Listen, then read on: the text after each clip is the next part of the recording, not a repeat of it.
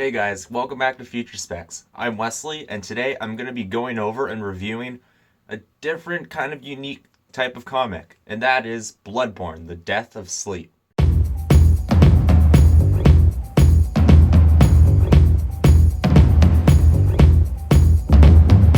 So today I'm going to be basically reviewing and going over the story of Bloodborne, Death of Sleep from this trade paperback I picked up.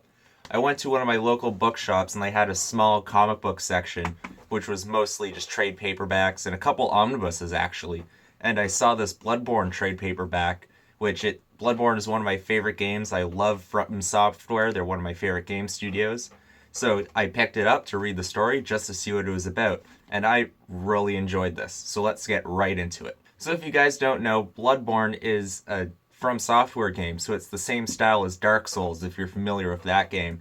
But it's extremely tough, and this one is a lot more of an eldritch horror type of motif, I guess you could say the theme of the game is, which I'm a huge Lovecraft fan with Cthulhu and all that. So this game and this comic series was perfect for me. I really enjoyed it.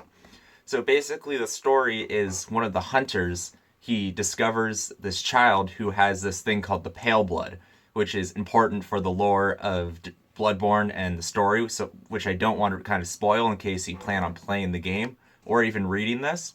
But basically what he's trying to do is this hunter is trying to get this child to safety away from the eldritch and corrupted like beast monsters in this world. So this Death Asleep trade paperback collects the first 4 issues, but there is I think 3 more story arcs of just miniseries, and then there was an ongoing which I think went for 18-20 issues or so.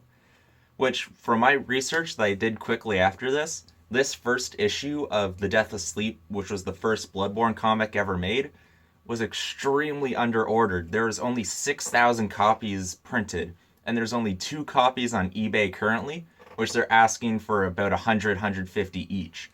So this is a super hard book to find, which I would love to get at some point, but it's going to be tough, so I'm just going to have to deal with this trade paperback for now. Which, anyway, back to the story and art.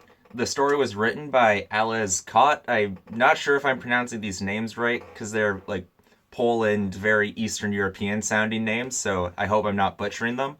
But he did a great job at adapting the game into a comic format, which I thought was really cool. Which at one point, because in the games, a thing that happens is you die a lot. And when you die, the screen goes to black, and then the "you died" red font comes up, and then your character respawns.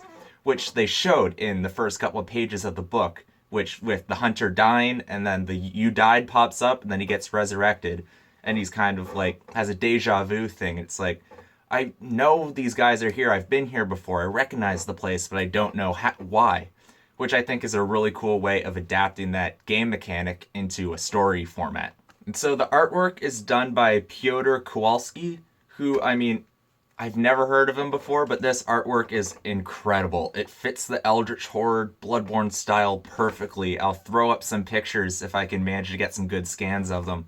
But, I mean, it's perfect for some of the monsters in this game. His style does it perfectly, and I'm definitely going to have to look for more of his books, because it's just fantastic artwork.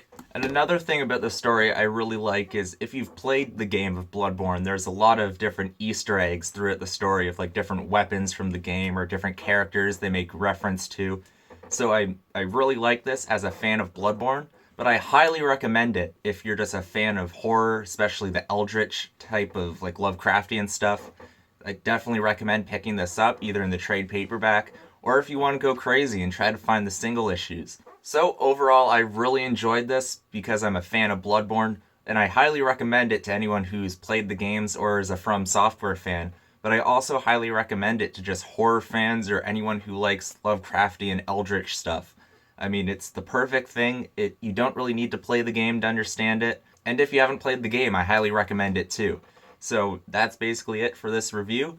I'll try to throw some of the awesome art up throughout the video in the editing because it's just fantastic and needs to be shown off. But other than that, that's it for this video. See you guys in the next one.